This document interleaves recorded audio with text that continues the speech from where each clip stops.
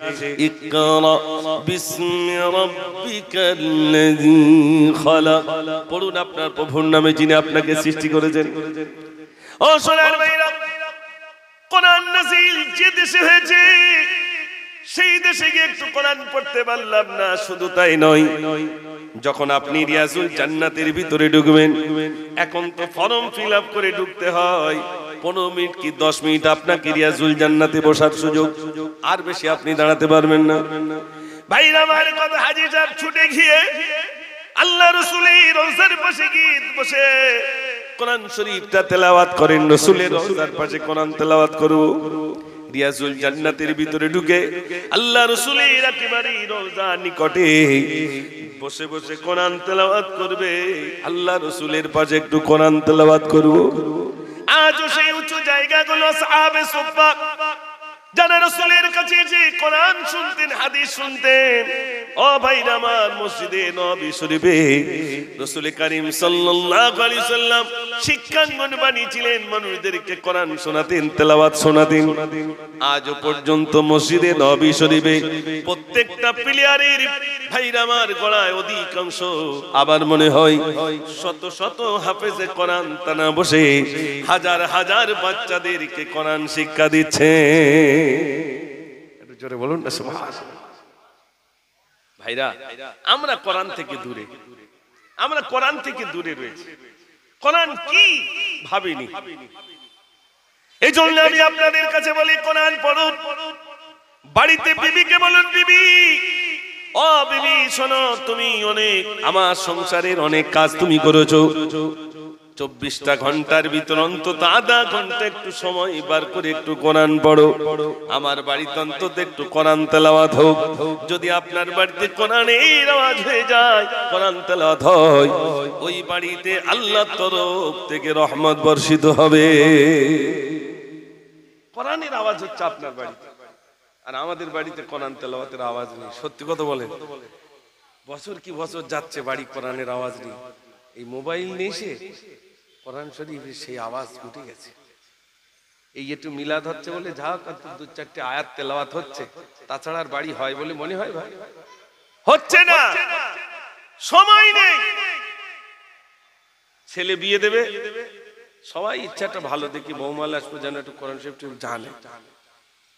গিয়ে শেষ বেলায় জিজ্ঞেস করছে, সব যুবকরা সব জিজ্ঞেস করে, আর চাচার বলছে তুমি কি জিজ্ঞেস করো? চাচা জিজ্ঞেস করছে, আমা কোরআন শরীফ জানো?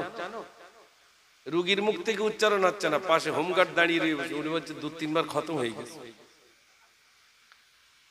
রুগীর মুখ থেকে ব্যক্ত হচ্ছে না, হোমগার্ড বলতে 2-3 বার খতম হয়ে গেছে। তা 2-3 বার কেরাম খতম হয়েছে?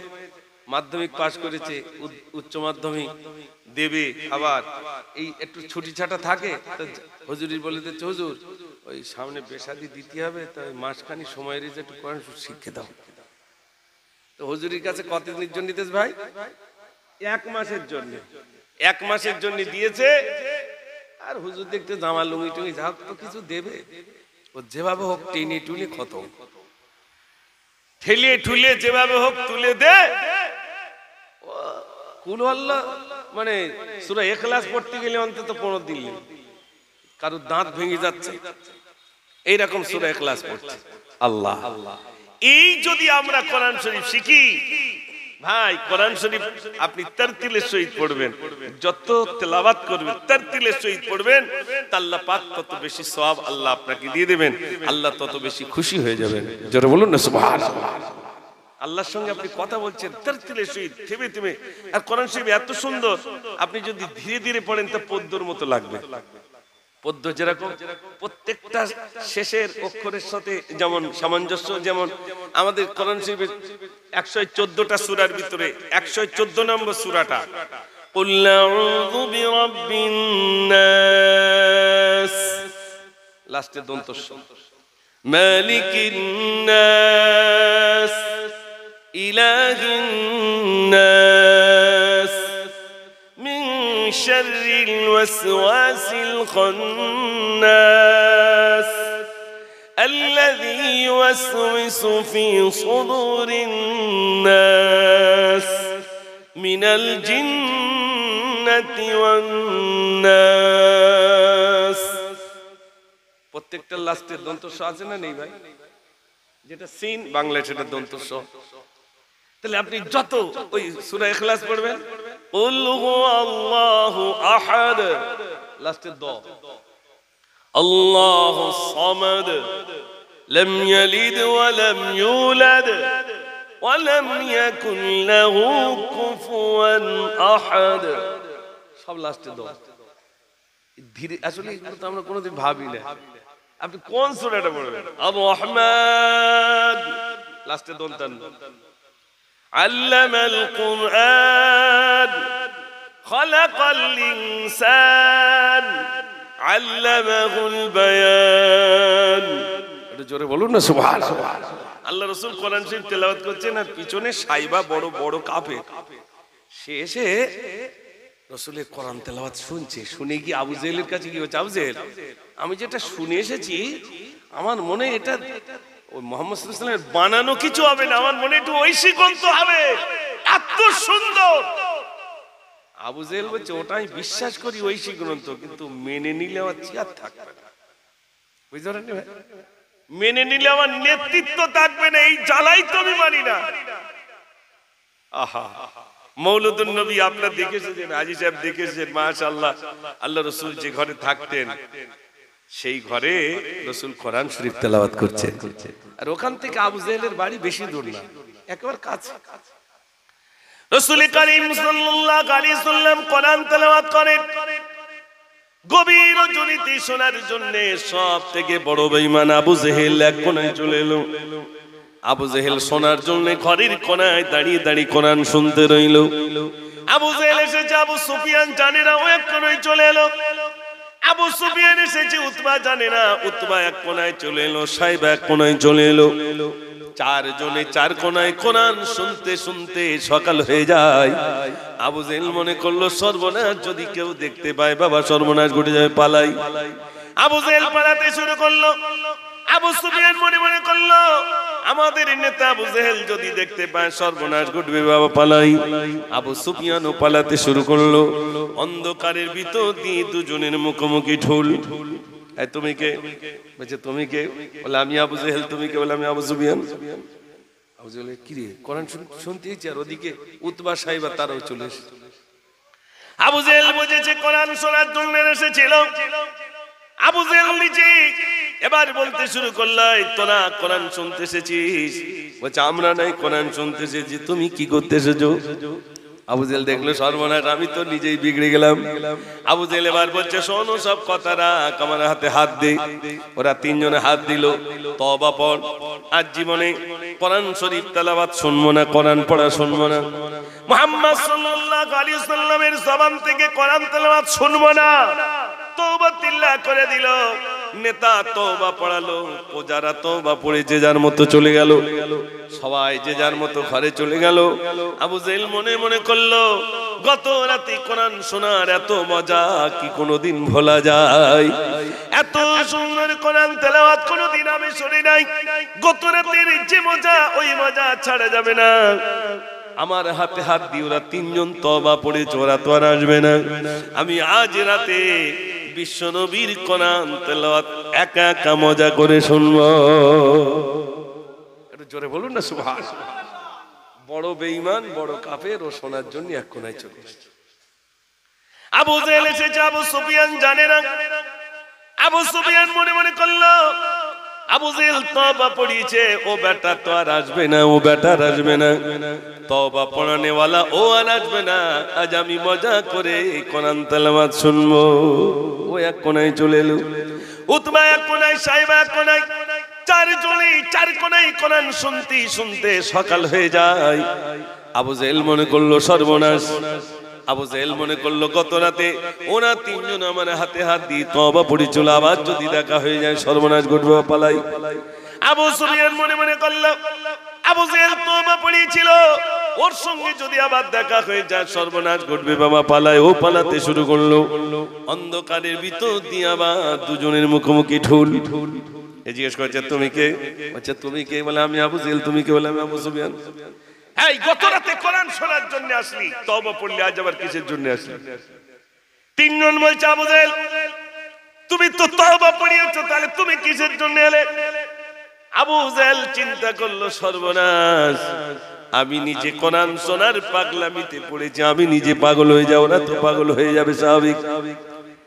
আল্লাহ পাক ভাইরা আমার, আবু জাহেল সেদিনে কি বলেছিল? আবু জাহেল এলান করে দিয়েছিল, লা তাসমাউ লিহাদাল কুরআন। আবু জাহেল এলান করে দিয়েছিল, কোরআনের আওয়াজ শোনা যাবে না, কোরআন তেলাওয়াত শোনা যাবে না, কোরআন পড়া শোনা যাবে না, কোরআন পড়নেওয়ালা কোরআন শুননেওয়ালা একটাও আমার রাজ্যে চলবে না, ব্যান করে দিল। আল্লাহ সেই কথাটা কোরআন শরীফে লোড করলেন। আবু জাহেল সেদিনে বলেছিল, কোরআন তেলাওয়াত শুনবো না। ও সোনার ভাইরা, কাউকে শুনতে দেবে না। আবু জাহেল অনেক চেষ্টা করেছে, অনেক চেষ্টা করেছে। রাসূল করিম সাল্লাল্লাহু আলাইহি ওয়াসাল্লাম, এই তো এখন হজের মৌসুমে মানুষ সবাই হজে যাচ্ছে, হজ পাকে যাচ্ছেন, আরাফাত, মুজদালিফা, মিনায় হজের 5 দিন তারা যাবেন। ভাইরা আমার, মিনায় যাবেন, মিনা থেকে আরাফাত চলে যাবেন, আবার আরাফাত থেকে মুজদালিফা আসবেন, মুজদালিফা এসে ওখান থেকে আবার মিনায় এসে কঙ্কর নিক্ষেপ করবেন।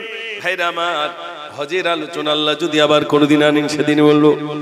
কিন্তু আমার বলার বিষয় হলো, হজের মৌসুমে তাবুতে তাবুতে গিয়ে আবু জাহেলের অনুসারীরা বলতে শুরু করলো, আবু জাহেল বলতে শুরু করলো, আমাদের একটা ভাইপো রয়েছে, পাগল পাগল, কি বিড়বিড় করে বলে আমরা বুঝি না, তোমরা খবরদার যেন তাকে দেখতে যেও না। তাবুতে যারা রয়েছে অন্য রাজ্যের মানুষ, বাইরে আমার অন্য দেশের মানুষ হজের জন্য এসেছেন, তাদের তাবুতে তাবুতে গিয়ে বলে আসা হলো, তারা বলছে, পাগল জীবনে দেখেছি, এমন পাগল তো দেখি না, একটু পাগল দেখে আসি মক্কায় কেমন পাগল। পাগল দেখার জন্য মক্কায় এসেছেন, পাগল দেখার জন্য দুটো হাত কানের ভিতরে দিয়ে পাগল দেখতে এসেছেন। পাগল দেখতেছে, দেখে এত সুন্দর চেহারা, এত সুন্দর দেখতে, এই মানুষটা কি কোনোদিন পাগল হতে পারে? এত সুন্দর চেহারা, এত সুন্দর দেখতে, মানুষটা পাগল হতে পারে? পাগল তো যে হয়, চুলগুলো এলোমেলো হয়, বস্ত্রটা ছেঁড়া হয়, সেটাকে পাগল বলে। কালি ঝুলি মেখে থাকে, এই মানুষটা কি পাগল হতে পারে? পাগলের কথা বলে এলো, কেমন পাগল? রাসূল করিম সাল্লাল্লাহু আলাইহি ওয়াসাল্লাম কোরআনুল মাজিদ তেলাওয়াত করছিলেন, কান থেকে আঙ্গুলটা যেই সরে এলো, রাসূলের কোরআন তেলাওয়াত তাদের কানের ভিতরে যেই না প্রবেশ করলো, হৃদয় স্পর্শ করলো। আল্লাহ রাসূলের কোরআন তেলাওয়াত শুনে যারা এসেছিল পাগল দেখতে, তারা সঙ্গে সঙ্গে বলছে, আশহাদু আল্লা ইলাহা ইল্লাল্লাহু ওয়া আশহাদু আন্না মুহাম্মাদান আবদুহু ওয়া রাসূলুহু। এটা জোরে বলুন না, সুবহানাল্লাহ। ও সোনার ভাইরা, পাগল দেখতে এসেছে, পাগল দেখতে এসেছে। আমার রাসূলের কোরআন তেলাওয়াত শুনে তারা পাগল হয়ে ইসলামের কলমা পড়ে নিয়েছেন। এজন্য আমার ভাইরা, কোরআন শরীফের সঙ্গে সম্পর্ক রাখুন, কোরআন পড়ুন, কোরআন পড়ুন। মেয়েটাকে বলুন, বিবিকে বলুন, বৌমাকে বলুন, বৌমা, ও বিবি, বাড়িতে অন্তত 10টা মিনিটের জন্য হলে একটু কোরআন তেলাওয়াত করো। আপনারা যদি ফজর নামাজের অন্তে এই সূরাটা তেলাওয়াত করেন, ইয়াসিন ওয়াল কুরআনিল হাকীম, এই সূরাটা তেলাওয়াত করলে সকালবেলা যে কাজের জন্য যাবেন, যে কাজের জন্য যাবেন, আল্লাহ পাক ওই কাজটা আপনার জন্য সহজ করে দেবেন। এশার নামাজ অন্তে কোরআন শরীফের যদি এই সূরাটা তেলাওয়াত করেন, ইযা ওয়াকাআতিল ওয়াকিআহ লাইসা লিওয়াকাআতিহা কাযিবা, এই সূরাটা যদি তেলাওয়াত করেন, আল্লাহর নবী বলেন, এই সূরা ওয়াকিয়া তেলাওয়াতের দরুন আল্লাহ রাব্বুল আলামিন বলেন, আল্লাহর নবী সাল্লাল্লাহু আলাইহি ওয়াসাল্লাম বলেন, ওই বাড়িতে যদি কোনো মানুষের রুজিতে যদি অভাব হয়, আর সূরা ওয়াকিয়া যদি এশার নামাজ অন্তে তেলাওয়াত করে, আল্লাহর নবী বলেন, জীবনে তার কোনোদিন রুজিতে অভাব হবে না। কষ্ট হচ্ছে আপনাদের? এত সবে তো শুরু, আমার পরে তো এখন অনেক ওলামারা রয়েছেন। দরুদ শরীফ, আল্লাহুম্মা সাল্লি আলা, সবাই পড়ে, মাওলানা মুহাম্মদ محمد وعلى آل سيدنا محبت করে বলেন আল্লাহুম্মা সাল্লি আলা মাওলানা মুহাম্মদ ওয়া আলা আলি সাইয়্যিদিনা একদিন তোমারি নাম মসজিদে হবেলা একদিন তোমারি নাম মসজিদে হবেলা তৈরি থেকো তৈরি রেখো কবরের মাল সামান একদিন তোমারি নাম মসজিদে হবেলা আল্লাহুম্মা সাল্লি আলা সবাই পড়ে মহব্বতে পড়ে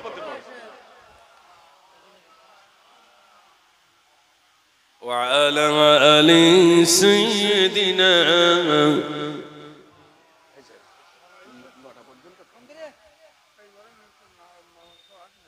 এখনো কেউ আসেনি এসে যাবেন টাইম দেওয়া আছে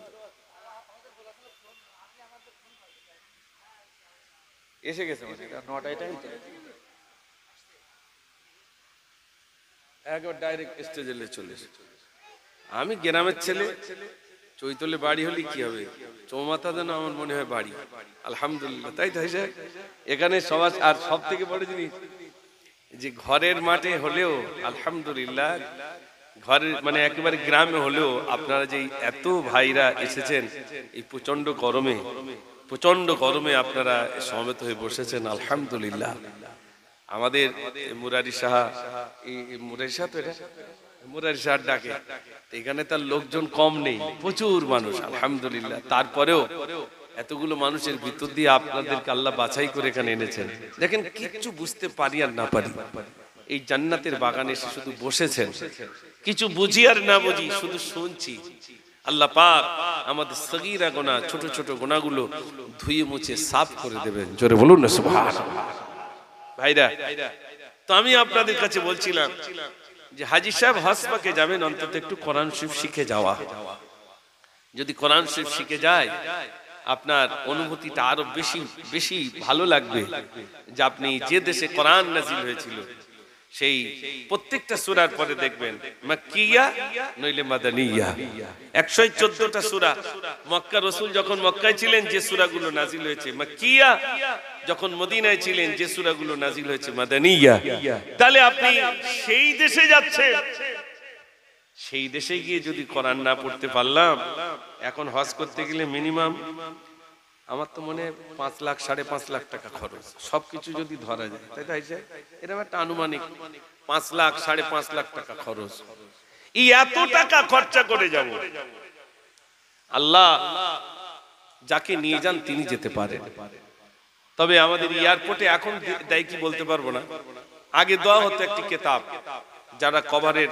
হেড থাকতেন তাদের কাছে দেওয়া হতো কিতাবটির নাম ফাজাইলে হজ এই কিতাবের 21 পৃষ্ঠার ভিতরে দেখলাম হাজী সাহেব হজপাকে গেলেন হজপাকে যাওয়ার পরে তিনি হজ সমাপ্ত করে মদিনায় গেছেন মদিনায় গিয়ে রাত্রে স্বপ্ন দেখছেন আল্লাহ রাসূল যেন বলছেন মদিনা থেকে বেরিয়ে যাও তিনি যেন ভাবছেন যে আমাকে কে বলছেন মদিনা থেকে বেরিয়ে যাও ভাইরা হাজী সাহেব অবাক হলেন এত লক্ষ টাকা খরচা করে আমি মদিনা এলাম কাবা এলাম আল্লাহ রাসূল যেন আমাকে বলছেন তুমি মদিনা থেকে বেরিয়ে যাও কি আমি অন্যায় করলাম জানার হাসপাকে যাচ্ছেন শুনে নেন হাজী সাহেব একজন আলিমের দ্বারস্থ হলেন ও মাওলানা সাহেব হাজী সাহেব আমি কাবার হজপাকের আমার সমস্ত কিছু আমি পুঙ্খানুপুঙ্খানু পালন করলাম বিদায় তওয়াব করে আমি মদিনায় চলে এলাম কিন্তু মদিনায় 2-3 দিন থাকার পরে আমি গভীর রাতে স্বপ্ন দেখছি আল্লাহ রাসূল যেন আমাকে বলছেন মদিনা থেকে বেরিয়ে যাও বলছে তুমি কি কোনো অন্যায় করেছো? বলছে না, মদিনায় কোনো অন্যায় করি নাই। ভালো করে মনে করো।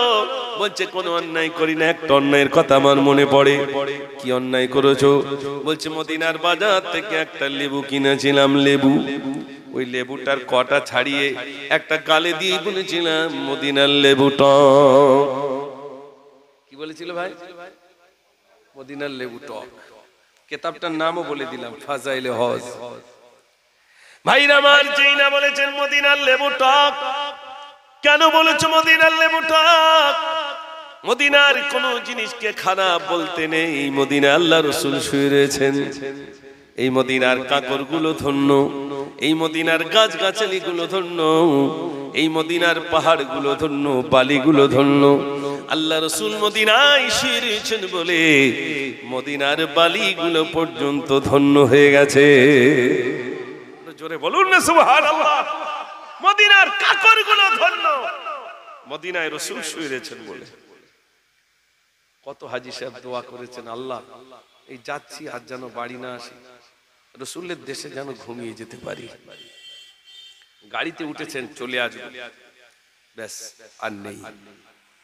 গাড়িতে উঠেছেন, ফিরবো মদিনার এয়ারপোর্টে চলে যাব। বেশি দূর নয়, এয়ারপোর্ট নিকটে। কিন্তু দেখা গেল আর ফিরতে পারলেন না। হাজী সাহেবের কবরটা ওখানেই হয়ে গেল। ও সোনার ভাইরা আমার বলার উদ্দেশ্য, মদিনায় গিয়ে যেন কোনো বেয়াদবি না করি। মদিনার মানুষের এত ভালো, মদিনার মানুষের এত ভালো। মদিনার ভাইরা আমার, বিশ্ব নবী সাল্লাল্লাহু আলাইহি ওয়াসাল্লাম শুয়ে রয়েছেন। রাসূলের সহবতে যারা ছিলেন তাদের জীবনটা ধন্য হয়ে গেছে। মদিনার মানুষেরা মক্কা থেকে মদিনার মানুষেরা আরো বেশি ভালো। রাসূল মদিনায় শুয়ে রয়েছেন, মদিনার মানুষেরা ধন্য, মদিনার গাছগাছালি গুলো ধন্য, মদিনার বালিগুলো ধন্য, মদিনার গাছগাছালি ধন্য, মদিনার পাথর, মদিনার কাকরগুলো ধন্য। আল্লাহর নবী মদিনায় শুয়ে রয়েছেন বলে মদিনার বালিগুলো পর্যন্ত ধন্য হয়ে গেছে। আজ আমি আপনাদের কাছে বলি, দুটো কথা বললাম। আমি এই পর্যন্ত যে আলোচনা রেখেছি শুধু কোরআন শরীফ, কোরআন শরীফটা সুন্দর করে যদি এখান থেকে শিখে যায় তাহলে ওখানে গিয়ে আমার লাভ হবে। কেননা অনেক হাজী সাহেব রয়েছেন কোরআন শরীফ জানেন না। আমার সঙ্গে হাজী সাহেব গিয়েছিলেন 2010-এ, বকচরা ইন্তেকাল হয়ে গেছে। আল্লাহ যেন তার কবরটাকে নূরে ভরপুর করে দেন। সবাই বলুন আমিন। তো আমাকে জিজ্ঞেস করছে, হ্যাঁ হাবিব সাহেব কি করি বলুন তো? আমি বললাম দোয়া করেন আল্লাহ পাক যেন আবার আপনাকে নিয়ে আসেন, আর আল্লাহ কাবা ধরে বলেন আল্লাহ এবার আসবো তো কোরআন শরীফ শিখে এসে এই কাবায় বসে একটা খতম দেব, এই নিয়তটা করেন। তো বেচারি নিয়ত করলেন 2010-এ। আল্লাহ তানাকে আবার নিয়ে গেলেন 2012-তে। তিনি 2012-তে গেলেন আর বলছেন, এসে ফিরে এসে বলছেন আমি গিয়ে ওই কাবার চাতওয়ালে বসার সুযোগ নেই, এখন তো সব ভেঙে চুরে দিয়েছে, তো রুকনি আমিনে আমি দেখিয়ে দিয়েছিলাম, রুকনি আমিনি থেকে হাজারে আসওয়াদ পর্যন্ত দোয়া কবুলিয়াতের জায়গা। তো এই জায়গায় বসে বসে আপনি কোরআন শরীফটা তেলাওয়াত করবেন। তাই 7 দিন হোক, 8 দিন হোক, 5 দিন হোক, 10 দিন হোক, 15 দিন হোক, অন্তত কাবা দেখবেন আর কোরআন তেলাওয়াত করবেন। একটা খতম অন্তত করবেন যে আল্লাহ গোটা কোরআনটাই কাবায় বসে বসে অন্তত খতম করতে পেরেছি। হাজী সাহেবরা এত লক্ষ টাকা করে খরচা করে যান, সেখানে গেলে অনেক সওয়াব মিলবে, আবার অনেক গুনাহও জড়াবে। সওয়াব যেমনি মিলবে, গুনাহও জড়াবে। তাই আমি সকলের কাছে অনুরোধ করি আল্লাহ পাক যেন যাওয়ার আগে কোরআন শরীফ শিখে সুন্দর করে আল্লাহ পাক যেন খানায়ে কাবায় যাওয়ার তৌফিক আমাদের নসিবে কবুল করেন। সবাই বলুন আমিন। আমি আরেক জায়গায় আমার যেতে হবে, আবার সমস্যা। 9টা পর্যন্ত বলেছিলাম, আসেনি কেন এখনো হুজুর? একটু ফোন করে দেখেন। জিকির করেন লা ইলাহা ইল্লাল্লাহ, লা ইলাহা ইল্লাল্লাহ, লা ইলাহা ইল্লাল্লাহ মুহাম্মাদুর রাসূলুল্লাহ। दीन मिला ईमान मिला, पढ़ने के लिए कुरान मिला, जो कुछ दीने का था सब कुछ दिलवा दिया कमली वाले ने।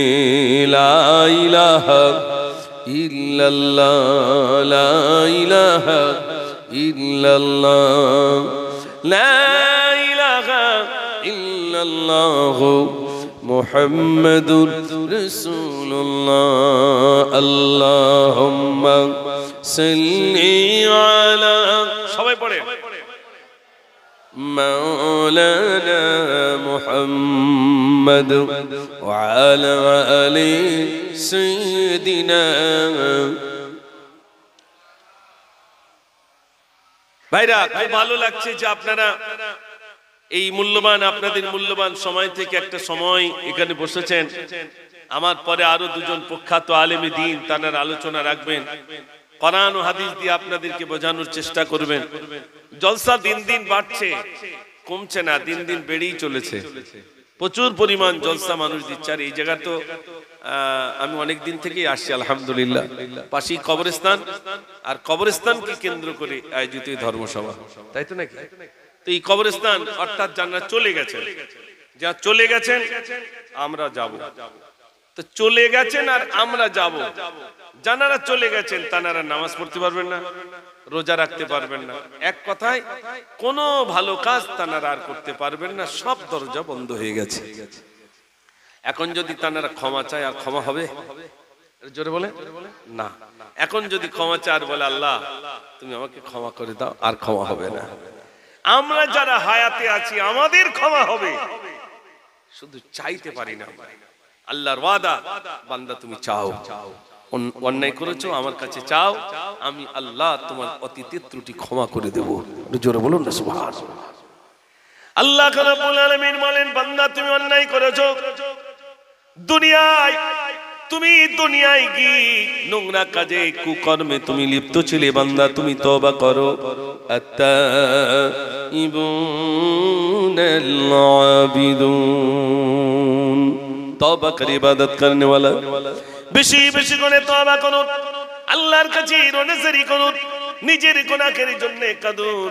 ও সোনার ভাইরা, হজের মৌসুম হলো, মানুষেরা হজ পাকে যাবেন, আরাফাতের জমিনে নিজের অন্যায়ের জন্য কাঁদবে। ছেলে মারা গেলে অত কাঁদে না, বিবি মারা গেলে কাঁদে না, বাপ মারা গেলে অত কাঁদে না, যে কান্না নিজের অন্যায়ের জন্য কাঁদে। আরাফাতের জমিনে দাঁড়িয়ে দাঁড়িয়ে, উকুফে আরাফা দাঁড়িয়ে দাঁড়িয়ে বান্দা হাত দুটো প্রসারিত করে দেবে আল্লাহ দরবারে। আরাফাতের জমিনে দুটো হাত লম্বা করে কাঁদবে আর বলবে আল্লাহ তুমি ক্ষমা করে দাও, আল্লাহ তুমি ক্ষমা করে দাও। এত কান্না কাঁদবে, এত কান্না কাঁদবে। এ দল আরাফাতে সবাই কাঁদছে, সবাই কাঁদছে, নিজ নিজ ভাষায় কাঁদছে। আরাফাতের জমিনে কান্নার রোল পড়ে যাবে। মানুষ এত কান্না কাঁদবে, বছরে একটিবার আরাফাতের দিন কাঁদবে। ও সোনার ভাই, আসর থেকে মাগরিব পর্যন্ত কাঁদবে। মানুষের কান্না করে পোষাবে না। এখানে একদল কাঁদছে, এখানে কান্না শেষ হয়ে ছুটে গিয়ে আবার ওদের সঙ্গে আমিন আমিন করছে, আমিন আমিন করছে, এত কান্না কাটি করছে। আল্লাহ পাক সেদিন ফারিস্তাদের বলবেন, ও ফারিস্তা দেখো, তোমরা বলেছিলে মানুষ তৈরি করতে হবে না, আমার বান্দা বান্দিরা আজ কেমন করে কাঁদছে, নিজের অন্যায়ের জন্য, গুনাহের জন্য বান্দা কাঁদে, আমার বান্দিরা কাঁদে। তোমরা সাক্ষী থাকো, আরাফাতের জমিনে যত আমার বান্দা বান্দি ক্রন্দন করে, আমি আল্লাহ তাদের জীবনের ত্রুটিগুলো আমি রব্বুল আলামিন ক্ষমা করে দিলাম। জোরে বলুন না সুবহানাল্লাহ। ও ভাইরা, তাহলে জানার টাকা আছে তিনি আরাফাতে যাচ্ছেন, জানার টাকা নাই তাহলে কি তার ক্ষমা হবে না? বেশক ক্ষমা হবে। আপনি তাহাজ্জুদের নামাজ পড়ুন, সিজদায় চলে যান, নিজের গুনাহের জন্য কাঁদুন। আল্লাহ রাব্বুল আলামিন বলেন, বান্দা তুমি কাঁদো। বান্দা বলে আল্লাহ আমি কাঁদতে তো পারি না। আল্লাহ বলে বান্দা যদি কাঁদতে না পারো, চোখের কোণায় মাছির মাথা পরিমাণ একটু পানি নিয়ে এসো। বান্দা বলে আল্লাহ অতটুকু পানি আমার চোখে আসে না। আল্লাহ বলে বান্দা যদি কাঁদতে না পারো, কান্নার ভঙ্গি করো, কান্নার ভঙ্গি করো, এই বাহারায় আমি আল্লাহ অতীতের ত্রুটিগুলো আমি রব্বুল আলামিন ক্ষমা করে দেব। জোরে না সুবহানাল্লাহ। নিজের অন্যের জন্য কাঁদো, আল্লাহর কাছে কাঁদো, আল্লাহ ক্ষমা করে দিবেন। মারা গেলে আর কান্না করা যাবে না, আর ক্ষমা চাও যাবে না। এখান থেকে ক্ষমা চেয়ে ওখানে যেতে হবে। আল্লাহর কাছে কাঁদো। কেউ কেউ কারো দেখে কান্নার দরকার নেই। গভীর রাতে উঠুন, গভীর রাতে উঠুন, সবাই ঘুমিয়ে যাবে, নিজের বিবি জানবে না, ছেলে জানবে না, মেয়েটাও জানবে না। আপনি নির্জন জায়গায় বসে নিজের গুনাহের জন্য কাঁদুন, কাঁদুন। আল্লাহ আল্লাহ তুমি তো ওয়াদা করেছো লা তাকনা তুমি রহমাতিল্লাহ, তুমি তো বলেছো বান্দা নিরাশ হোস না, তুই চা আমি দিয়ে দেবো। আল্লাহ আমি কিচ্ছু চাই না, আল্লাহ তোমার কাছে কোনো সম্পদ চাই না, কিচ্ছু চাই না, আমি শুধু চাই আমার অতীতের ত্রুটি ক্ষমা করে দিও, আর মৃত্যুর সময় ঈমান হালতে মৃত্যুটা দিও। বান্দা এই কথা বলার সময় পাচ্ছে বলে মনে হয় ভাই, একটু জোরে বলে, ভয় নেই। আল্লাহ রাব্বুল আলামিন কোরআন পাকের ভিতরে বলেন, ইয়া আইয়ুহাল্লাযীনা আমানুত্তাকুল্লাহা হাক্কা তুকাতিহি ওয়া লা তামুতুন্না ইল্লা ওয়া আনতুম মুসলিমুন। আল্লাহ রাব্বুল আলামিন বলেন, হে বিশ্বাসীগণ তোমরা আমাকে ভয় করো, শুধু ভয় নয় ভয় করার মতো ভয় করো। তারপরই বলছেন অতক্ষণ পর্যন্ত মৃত্যুবরণ করো না, যতক্ষণ পর্যন্ত প্রকৃত মুসলমান না হতে পারবে ততক্ষণ পর্যন্ত মৃত্যুবরণ করো না। ও সোনার ভাইরা আমার, আমি যদি মুমিন হই তাহলে আমার ভিতরে আল্লাহর ভয় থাকবে। আল্লাহর ভয় আমার আপনার ভিতরে নাই বলে আল্লাহর কাছে আমরা তো হাত তুলতে পারি না। আমার মাঝে মাঝে মনে হয়, দেখবেন মাঝে মাঝে ইমাম সাহেব একটু লম্বা দোয়া করে ফেলে, বলে পিছন দিক যে অনেকে তাচ্ছিল্য শহীদ বলে, মনে হয় সব জান্নাতে দিয়ে দেবে। এত বড় দোয়া করে কেউ বলে, এত দোয়া এত লম্বা দোয়া কেউ করে বলে। ও সোনার ভাইরা আমার, না আল্লাহর কাছে চান, আল্লাহর কাছে যান। আল্লাহ বলে বান্দারে আমার খাজানায় কোনো ঘাটতি নাই, কমতি নাই, বান্দারে অন্যায় করেছ আমি ক্ষমা করে দেব, আমি ওয়াদা করেছি বান্দা আমি ক্ষমা করে দেব। আমি শুধু ক্ষমা করি না, আমি শুধু লেবু ছাড়া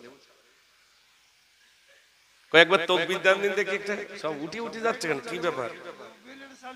একটু তাকবীর দেন তো দেখি, নারে তাকবীর। এটা আবার একটা গজল না বলি হবে না, এই যতক্ষণ গজল কতক্ষণ গজল বলে রেখে দেবো বলে, যেই ছেড়ে দিচ্ছি সেই চলে যায়, যেই ছাড়ি সেই চলে যায়। মোটামুটি সেই থেকে নিয়ে আবার অনেকে সব শুনে টুনে চলে গেছে, কেউ আবার কেরাত শুনতে চেয়েছিল সেও বলেছি, মানে যার যা তামান্না ছিল সবাই কম বেশি শুনে চলে গেছে। আমরা এবারে যে কজন আছি এই মোটামুটি আর ওটাউটি হবে না ইনশাআল্লাহ। আর মানুষ প্রত্যেকদিন মোবাইলে তো শুনছে, আবার ডাইরেক্ট শুনছে, কত নসিহত শুনবে। এমনিতে আমরা সবাই বলি হুজুর মৌলভী সাহেব যা বলবে সব মুখস্থ। আমাদের দুটো জিনিস যাওয়া জানা, আমি দেখেছি ভাই, দুটো জিনিস যাওয়া জানা। কোনটা বলেন তো?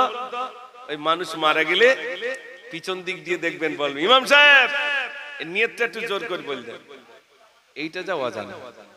সারা জীবন আমি ছোটবেলাতে শুনে এসেছি নিয়তটা একটু জোর করে বলতেন। আর ঈদের নামাজের সময় পিছন দিক দিয়ে বলবে, ইমাম সাহেব নিয়তটা একটু জোর করে বলে দেন। এই দুটো যা আমরা জানি, আর সব তো আমাদের জানা হয়ে গেছে। এই জন্য ভাইরা আমি আলোচনা সংক্ষেপ করব, আমার পরে প্রখ্যাত আলেমে দ্বীন যারা আছেন আলহামদুলিল্লাহ তারা আলোচনা রাখবেন ইনশাআল্লাহ। তাদের আসা পর্যন্ত আমি আপনাদের কষ্ট হচ্ছে না তো আপনাদের? আমি তো বাড়ির ছেলে, একটু আলোচনা রাখছি। এবার দুটো একটি গজল বলে তারপরে বিদায় হব। একবার দরুদ পড়ুন, আল্লাহুম্মা সাল্লি আলা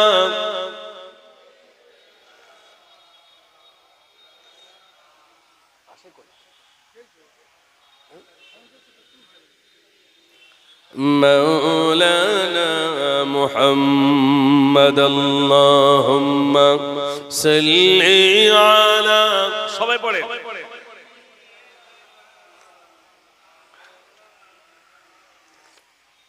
وعلى آل سيدنا मेरे आंखों के पुतली में जलवा मोहम्मद मोहम्मद का, मेरे दिल में आईना में नक्शा मोहम्मद का। अल्लाहुम्मा सल्ली अला, সবাই পড়ে।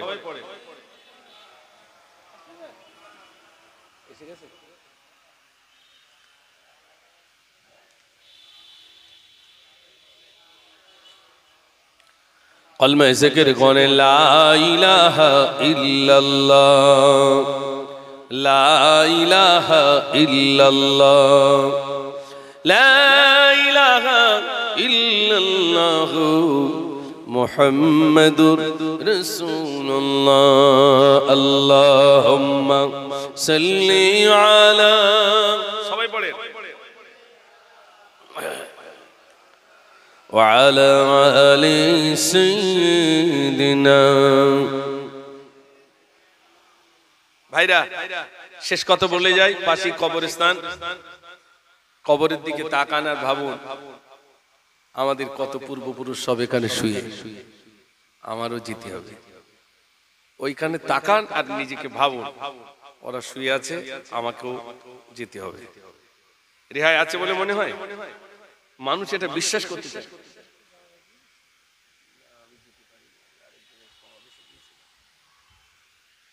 আমাদের প্রখ্যাত আলেমে দ্বীন আমার মামা হন সম্পর্কে গোবিন্দপুরে, আমাদের বলদেপতা মাদ্রাসায় বহুদিন যিনি খেদমত করেছেন।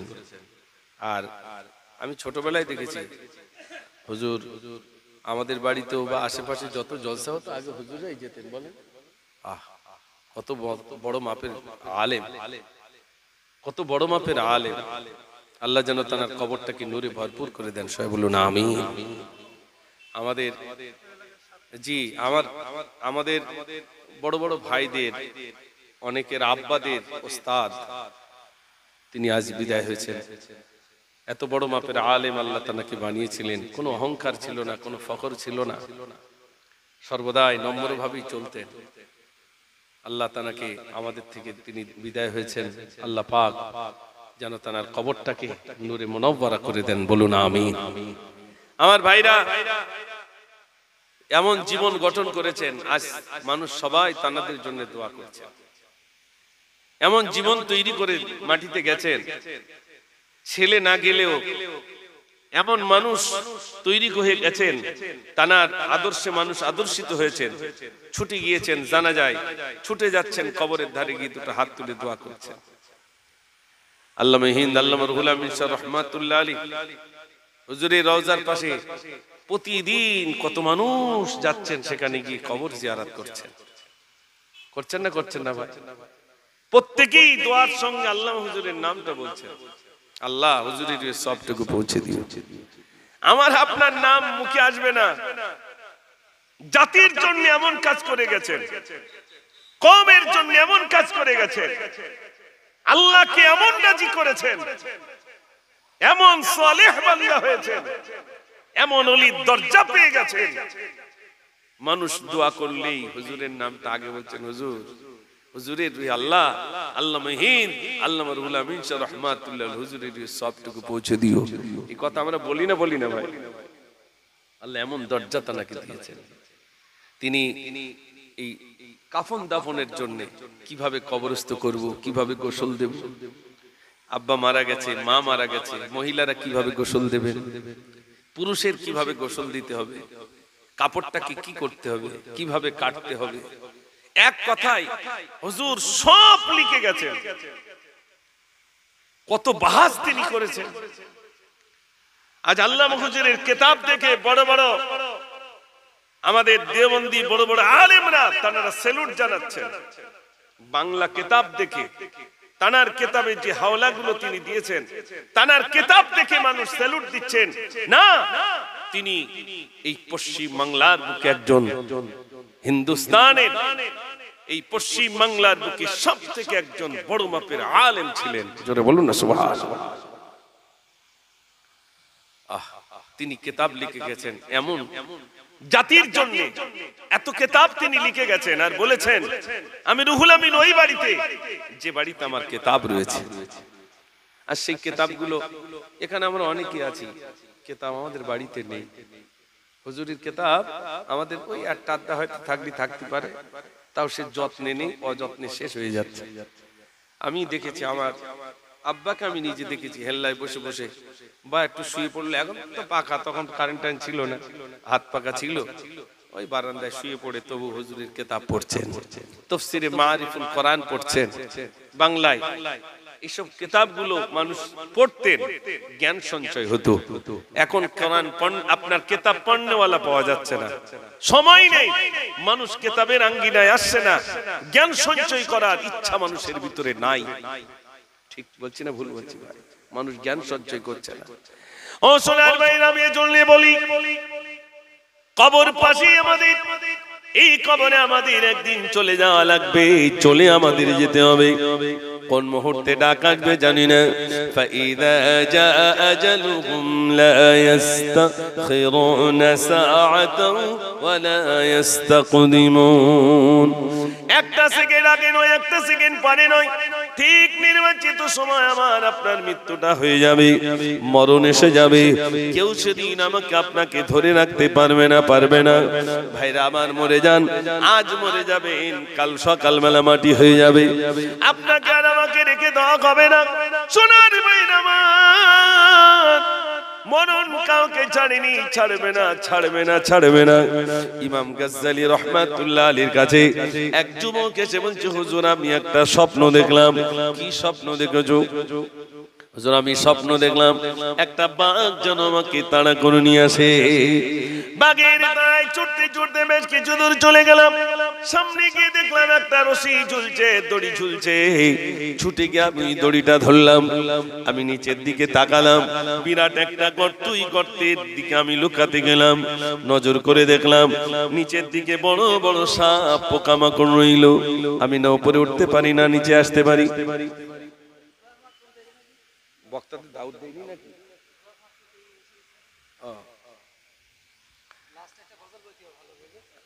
আবার লাস্ট একটা গজল বলতে হবে? ফার্স্টে তো বলিস, অনেক বলিস। আচ্ছা লাস্ট একটা বলবো। তো কি বলছিলাম মনে আছে? কবরে তো যেতে হবে, হ্যাঁ। আর তার আগে একটু বলি, এই বাজারে দেখুন একটা বই পাওয়া যায়, মুসলমানের হাসি, বাংলা বই। এই বইগুলো কিনবেন। এটা লিখেছেন শেখ সাদি রহমাতুল্লাহ আলাইহি, যেটা বাংলায় আমাদের মাঝে এসেছে। তো শেখ সাদি রহমাতুল্লাহ আলাইহি একটা ঘটনা লিখেছেন, অনেক ঘটনার ভিতরে একটা ঘটনা, যে এক রাজামশাইয়ের কাছে একটা লাঠি আছে, তা লাঠিটা উপহার দেবেন। কাকে দেবেন? তো হচ্ছে আমার রাজ্যের ভিতরে সব থেকে যে বোকা তাকে লাঠিটা দেব। তো বোকা খুঁজে একটা ডেকে আনা হলো, চুলগুলো এলোমেলো, বস্ত্রটা ছেঁড়া, এরকম একটা বোকাকে ডেকে আনা হলো। বোকা তুমি এসেছো? জি হুজুর। এই লাঠিটা নাও, তোমাকে উপহার দিলাম, তবে শর্ত একটা, তোমার থেকে কয়েক ডিগ্রি বোকা যদি তুমি দেখতে পাও তাকে দিয়ে দিও। হুজুর ঠিক আছে। লাঠি নিয়ে চলে গেছে। 1 বছর হয়ে গেল, 2 বছর হয়ে গেল, মনের ভিতরে উদয় হলো রাজামশাই একটা লাঠি দিয়েছিলেন, রাজামশাইয়ের কাছ থেকে একটু ঘুরে আসি। রাজামশাইয়ের কাছে এসেছেন, এসে দেখছেন বহু মানুষের সমাগম, বহু মানুষ। কি ব্যাপার এত মানুষের সমাগম? বলছে তুমি জানো না? বলছে না। বলছে দাও গিয়ে দেখে রাজামশাই মরে যাচ্ছে। বলো কি? বলছে রাজার কাছে এসে রাজামশাই কি হয়েছে? বলছে আমি মরে যাবো। মরে কোথায় যাবেন? বলছে কবরে যাব। কবরে যাবেন তো বালিশ কাঁথা নিয়েছেন? বালিশ কাঁথা নিয়েছেন?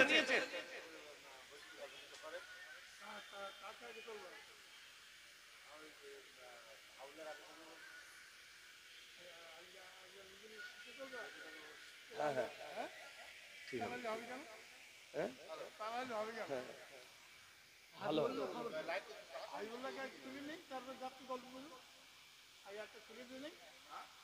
নিয়ে আসে সোজা একদম। কি বলছিলাম মনে আছে? এখন রাজামশাইয়ের কাছে ছিল, রাজামশাই কি হয়েছে? বলছে আমি মরে যাবো। মরে কোথায় যাবেন? কবরে যাবো। কবরে যাবেন তো বালিশ কাঁথা নিয়েছেন? বোকা, তো লাঠিটি এমনি দিয়েছি, কবরে বালিশ কাঁথা লাগে? চলে যা। বোকা তখন বলছে রাজামশাই খাট নেবেন না? আপনি তো নিচে শুতে পারেন না। বোকা তুই চলে যা, কবরে খাট লাগে না। রাজামশাইকে আবার বলছে বোকা। রাজামশাই আপনি সিংহাসন নেবেন না, বিচার করবেন কোথায়? বলছে এগুলো প্রয়োজন হয়নি, তুই চলে যা। বোকা তখন বলছে রাজামশাই বুঝতে পেরেছি, 60 বছর 70 বছর জিন্দেগিতে দুনিয়ার খাট বানিয়েছেন, দুনিয়ার সিংহাসন বানিয়েছেন, দুনিয়ার আসবাবপত্র বানিয়েছেন, কবরের সরঞ্জাম তৈরি করতে পারেননি। আমি বুঝেছি আমার থেকে কয়েক ডিগ্রি বোকা যদি বেশি থাকতে হয়, সেটা হলেন আপনি। লাঠিটা আপনি নেন, লাঠিটা আপনি নেন। এই জন্য আমার ভাইরা, বোকা তো ওই ব্যক্তি যে ব্যক্তি দুনিয়া দুনিয়া করে পাগল হয়েছেন, কবরের সরঞ্জাম তৈরি করতে পারেননি, উনি হলেন বোকা।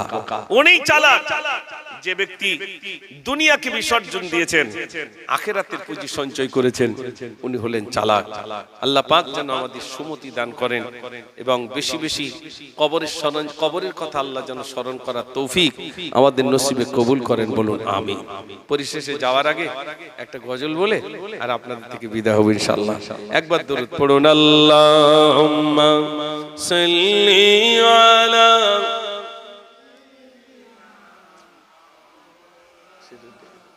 وعلى آل سيدنا।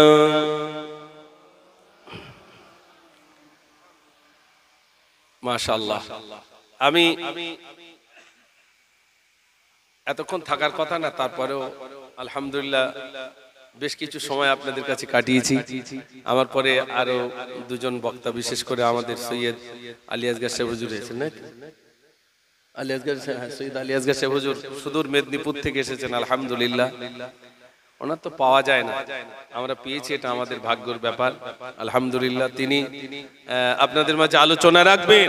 আর তার আগে আমাদের লাউখালী অর্থাৎ ওখান থেকে আসছেন জনাব হযরত মাওলানা হাবিবুল্লাহ সাহাব, তিনিও আলোচনা রাখবেন। আমি সকলের কাছে অনুরোধ করছি, আপনারা আশেপাশে যারা আছেন, আমি তো আপনাদের ঘরের ছেলে, এই জন্য আপনারা দূরে না থেকে সবাই কাছাকাছি আসুন। প্রাণ ভরে মহব্বতে আওয়াজ দিয়ে দরুদ পড়ুন, আল্লাহুম্মা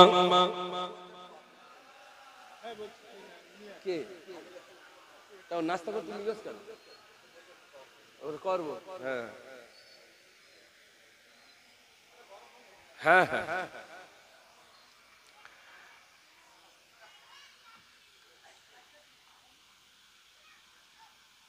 একটা গজল বলি নাকি? সে ডেকোরেটরটা কোথায় গেল? ভাইরা এতক্ষণ আলোচনা রেখেছি, কষ্ট পাননি তো? একটু জোরে বলেন, তাহলে একবার তাকবীর জোরে দেন, নারে তাকবীর। আর একটু জোরে দেন, নারে তাকবীর। মাশাআল্লাহ মাশাআল্লাহ। মদিনার মাটি যদি পাই রাসূলুল্লাহ, সুরমা করে দেব বারবার। মদিনার মাটি যদি পাই রাসূলুল্লাহ, সুরমা করে দেব বারবার। যদি যেতে নাহি পাই সোনার ওই মদিনায়, দিও দেখা স্বপ্নে ও গো রাসূলুল্লাহ, সুরমা করে দেব বারবার। মদিনার মাটি যদি পাই রাসূলুল্লাহ, সুরমা করে দেব বারবার। মদিনার পানে চেয়ে থাকি প্রতিদিন, একে একে দিন যায় ভাঙে মনোবল। ডানা মেলে পাখি যায় পাক মদিনায়, দেখে মোর আখি দুটি করে চলো চল। আমি ভাবি নিরালায় পাক মদিনার আশায়, দেখা দাও ও গো মোর ইয়া রাসূলুল্লাহ, সুরমা করে দেব বারবার। মদিনার মাটি যদি পাই রাসূলুল্লাহ, সুরমা করে দেব বারবার। আল্লাহুম্মা সাল্লি আলা, সবাই পড়ে, ওয়া আলা আলি সাইয়্যিদিনা। তাহলে কবরের সরঞ্জাম আমাদের তৈরি করা লাগবে। কে কতটা করতে পেরেছি না পেরেছি সেটা নিজেই বুঝতে পারছি, কতটা কি করেছি না করেছি। সবার কবরের সরঞ্জাম আমাদের সঠিক আছে কিনা। তবে আমি সকল ভাইদের কাছে বলবো, বিশ্বাস করুন, আমাকে আপনাকে প্রথম মঞ্জিলে যদি ধরা খেয়ে পড়ি, ওই কবরে যদি প্রথম ধরা খায়, আর যে মঞ্জিল গুলো আছে সবগুলো কি সহজ হবে বলে মনে হয়? একটু জোরে বলে না। এই মঞ্জিল যদি আমরা এখান থেকে সহজেই যেতে পারি, আর মঞ্জিল গুলো আমাদের জন্য আল্লাহ পাক সহজ করে দেবেন। জোরে বলুন না সুবহানাল্লাহ। আচ্ছা, এবার আপনারা বলুন, 50 বছর কষ্ট পেতে চান না অনন্ত কাল ধরে কষ্ট পেতে চান? এটা কেউ কথা বলতে চাচ্ছে না। 50 বছর আমাদের একটু উল্টো হচ্ছে না ভাই? 50 বছর সুখে থাকবো, অনন্তকাল মার খাবো, এটা একটা হচ্ছে না? কি বলে? 50 বছর আরাম চাওয়ার জন্য, 50 বছর আরাম ভোগ করার জন্য এত কিছু করছি। 50 বছর সুখে থাকবো, 50 বছর এই করব সেই করব, 60টা বছর মোটামুটি বিরাট সুখে থাকবো, আর অনন্তকাল কবরে গিয়ে মার খাবো। এই চালাক আমরা হয়েছি। আমাদের ওই চালাক হতে হবে 50-60 বছর তুচ্ছ বানিয়ে দিয়ে অনন্তকাল আল্লাহ পাক যেন আমাদের আরামদায়ক করে দেন, তার জন্য এখান থেকে তৈরি হয়ে যেতে হবে, নইলে রেহাই নাই। রেহাই নাই। ও কত মুজাফফর, কত বক্তা, কত আলেম ধরা খাবে, তার রেহাই নাই। আল্লাহ পাক জান্নাতীদেরকে সেদিন জান্নাতীরা আল্লাহ পাকের কাছে বলবেন, আল্লাহ জাহান্নামীদেরকে একটুখানি দেখতে যাব, জাহান্নামীদেরকে দেখতে যাও। আল্লাহ পাক বলবেন, যাও জাহান্নামীদেরকে দেখতে যাও। জাহান্নামীদেরকে দেখতে যাবেন, গিয়ে দেখবেন আমার মতো কত বক্তা সব জাহান্নামে রইবে। সেদিন বলবে, মুজাফফর তোমার বক্তব্য শোনার জন্য আমরা কত দূর দূরান্ত থেকে আসতাম, তোমার আলোচনা শুনবার জন্য আসতাম, তোমার গজল শুনবার জন্য আসতাম। তুমি তো এক জায়গায় নয়, বরং 2-3 জায়গায় করে জলসায় যেতে। তুমি আজ জাহান্নামে এসেছো কেন বলো? জিজ্ঞেস করবে না ভাই? তোমরা টুপি মাথায় দেওয়া লোক, এত সুন্দর দাড়ি, মিলাদ করে বেড়াতে, তা তুমি জাহান্নামে এসেছো কেন? সেদিন বক্তা বলবে, সেদিন মুজাফফর বলবে,